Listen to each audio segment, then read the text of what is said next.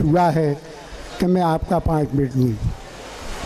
प्यारे बच्चों, ये जिस भूमि पर आप बैठे हुए हैं ये एक ऐतिहासिक जगह है। इस स्थान पर भगवान कृष्ण बलराम गौ चारण लीला किया करते थे। इधर से रावल थे माँ राधा रानी जी, उधर से चंद्रावली आती थी। सब सखियों के साथ उनका मिलाप होता था। उस ऐतिहासिक दृश्य को लेकर के विद्यालय परिवार ने मुख्य द्वार पर जो सीन अपनाया है वो केवल एक ऐतिहासिक चीज़ है और कोई दूसरा बात नहीं है। प्यारे बच्चों, अभी आपने ऊपर देखा होगा यहाँ शांति मुनि का आश्रम है, जहाँ के भगवान कृष्ण बलराम अपने सभी सखाओं के साथ विद्या अर्जन कर रहे हैं। प्यारे बच्चों, जिस समय भूमि का प्रयोग किया गया था उस समय यहाँ बियाबान था। 6-6, 7-7 फुट गहरे गड्ढे थे। निकलने में, आने में, जाने में बड़ी परेशानी होती थी। तो विद्यालय के भूतपूर्व प्रबंधक श्री गिरीश चंद्र जी अग्रवाल ने अपने विशेष लगन परिश्रम से इस विद्यालय को खड़ा किया है। विद्यालय परिवार हमेशा उनका ऋणी है। मैं अपने वर्तमान प्रबंधक श्री कैलाश चंद्र जी अग्रवाल से निवेदन करूंगा कि श्री गिरीश चंद्र जी को पटका उड़ाकर उनका सम्मान करें।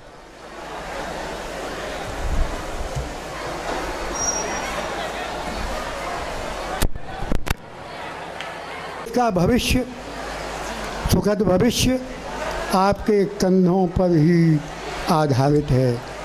प्यारे बच्चों, जब तक कोई भी व्यक्ति अपने जीवन का लक्ष्य निर्धारित नहीं करता कि मुझे ये बनना है और अपनी दृढ़ इच्छा और शक्ति से जब वो निश्चय कर लेता है कि मैं डॉक्टर बनूंगा, मैं सीए बनूंगा, मैं इंजीनियर बनूंगा, मैं विद्यालय का प्रधानाचार्य बनूंगा, जब उस दृढ़ निश्चय के साथ वो आगे चलता है तो वो दिन दूर नहीं रहता कि वो बन के रहता है। प्यारे बच्चों, क्या आप ये बतला सकते हैं कि आप में से कितने लोगों ने अपना लक्ष्य निर्धारित किया है? जिन बच्चों ने अपना लक्ष्य निर्धारित कर लिया है, कृपया वो अपना हाथ उठा के हमें ये दिखाएं कि वास्तव में कितने बच्चे अपने लक्ष्य पर उठा चुके हैं। बहुत बढ़िया, बहुत बढ़िया, बहुत बढ़िया। जिन बच्चों ने अपना लक्ष्य निर्धारित नहीं किया है, हम उनसे आग्रह करेंगे कि वो आज अपने जीवन का लक्ष्य निर्धारित करके जाएं, जिससे कि भविष्य में उन्हें ये पता होना चाहिए कि ये विद्यालय जिस उद्देश्य के लिए खोला गया है उसके 2 ही मुख्य कारण हैं, स्टैंडर्ड ऑफ एजुकेशन और कैरेक्टर निर्माण।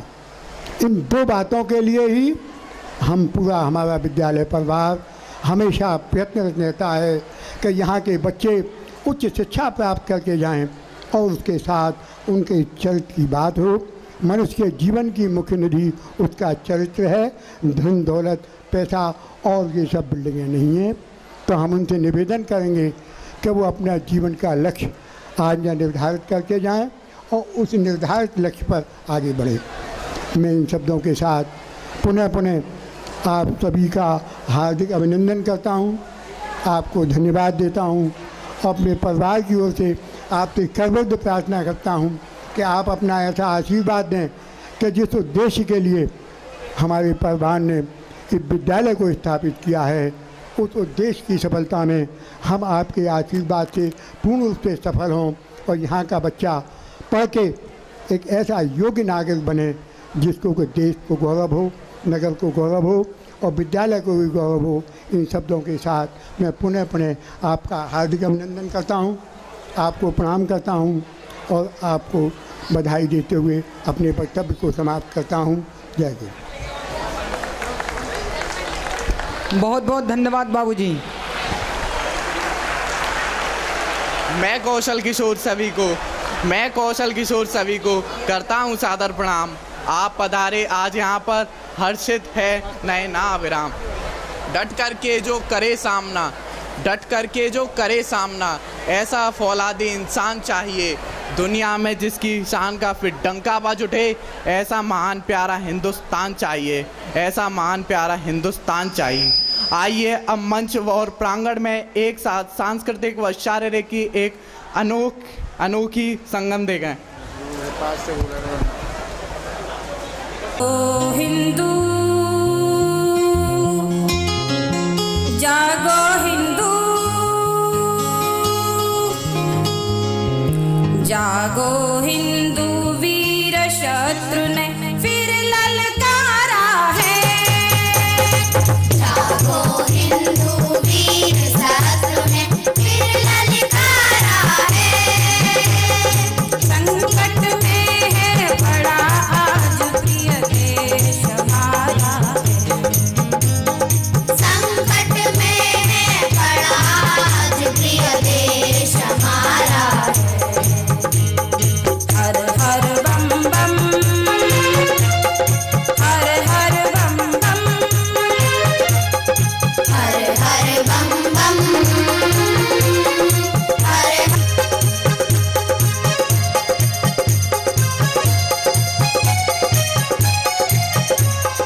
हम तो शांति मार्ग पर चलते, जग में सबको बंधु समझते। हम तो शांति मार्ग पर चलते, जग में सबको बंधु समझते। दुर्बल को पर कभी न देता जगत सहारा है। दुर्बल को पर कभी न देता जगत सहारा है। संकट में है बड़ा आज प्रिय देश हमारा है। वंदे मातरम, वंदे मातरम, वंदे मातरम, वंदे मातरम।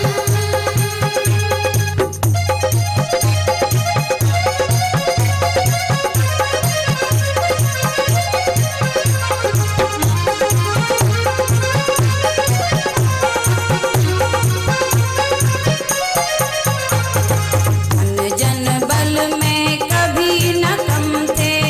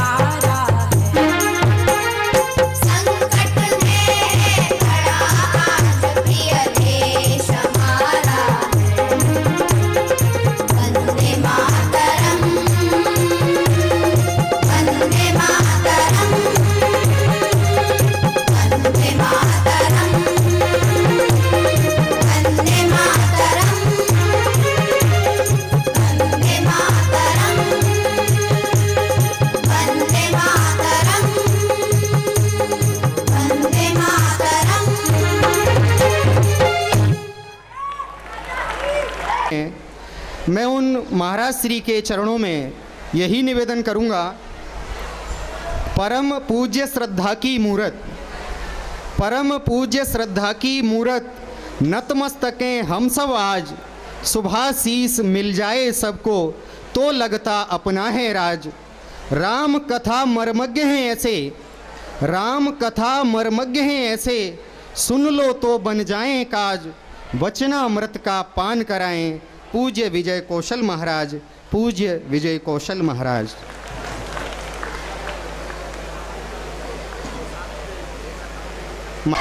श्री यमुना मैया की जय।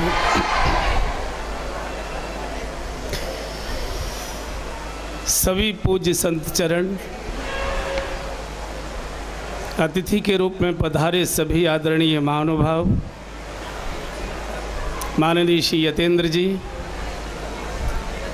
प्रबंध समिति के सभी आदरणीय बंधुगण, इस विद्यालय परिवार के शुभचिंतक और अभिभावक सभी बंधुओं बहनों, आचार्यगण और विद्यार्थियों के रूप में बालक और बालिकाओं, मैं धन्यवाद देता हूँ श्रीमान श्रीनिवास जी को और प्रणाम भी करता हूँ। मुझे याद आ रहा था बैठे बैठे कि नंद बाबा के पास 9 लाख गायें थीं। एक बड़े रईस व्यक्ति थे, लेकिन वे नंद बाबा भी अपने बच्चों को पढ़ाने के लिए यहाँ विद्यालय निर्माण नहीं कर पाए थे।